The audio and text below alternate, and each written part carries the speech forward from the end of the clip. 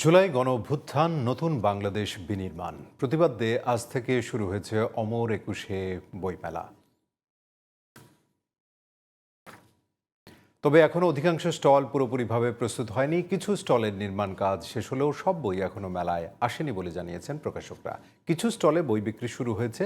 স্টলের কাজ শেষ না হওয়ায় এখনো মেলার ভেতরে রয়েছে প্রচুর ময়লা এবং ধুলো। FM বাজিদ জানাচ্ছেন বিস্তারিত। বরাবরের মতো ভাষার মাসের প্রথম দিনে পর্দা উঠল অমর একুশে গ্রন্থমেলার। প্রতি বছরই বইমেলাকে কেন্দ্র করে যেন লেখক, পাঠক ও প্রকাশকদের মিলনমেলা অনুষ্ঠিত হয়। এবারও তার ব্যতিক্রম হয়নি। শনিবার বিকেলে মেলার আনুষ্ঠানিক উদ্বোধনের পর মেলা প্রাঙ্গণ পাঠক দর্শনার্থীদের পদচারণায় মুখর হয়ে ওঠে। এই বছর বাংলা একাডেমি অমর একুশে বইমেলাকে পরিবেশবান্ধব ও বর্জ্যশূন্য রাখতে চাইলেও প্রথম দিনে মেলায় ধুলা ময়লায় বিব্রত পাঠক দর্শনার্থীরা।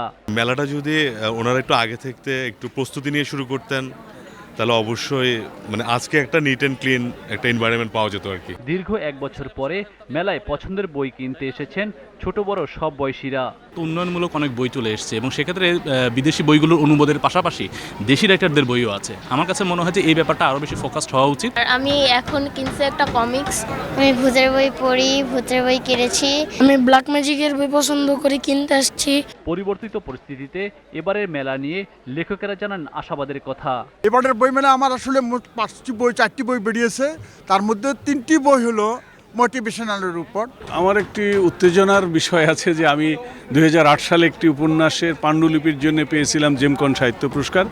সেটি এবছর বই আকারে বেরোচ্ছে পাঞ্জেরি থেকে। আর এবার যে বইটা বের হবে ইনশাল্লাহ ওটার নাম হলো টাকার আজব দুনিয়া। মেলার প্রথম দিকে কিছুটা অপ্রস্তুত অবস্থা থাকলেও এবার মেলা ব্যাপক সফল হবে এমনটাই প্রত্যাশা প্রকাশকদের। বিক্রিটা তেমন না ফার্স্টের দিন, আশা করি আস্তে আস্তে যতদিন যাবে আমরা সেটা ভালো দেখতে পারবো। বাংলা একাডেমি কমিটি এখনও ইট বিষয় নেই এবং এটা কবে বিষয় তা তো আমরা জানি না। আসলে লোকজন তো এখন সুন্দরভাবে এই ধুলাবালির কারণে আমাদের নিয়ে আসতে পারতেছে না। মেলার মাঠে যে লাস্ট 3-4 দিনের কাজের ময়লা এখনো স্তূপ হয়ে আছে, তো আমরা চাই ময়লাটা তাড়াতাড়ি পরিষ্কার হোক যেন মানুষ হাঁটাচলা করতে পারে।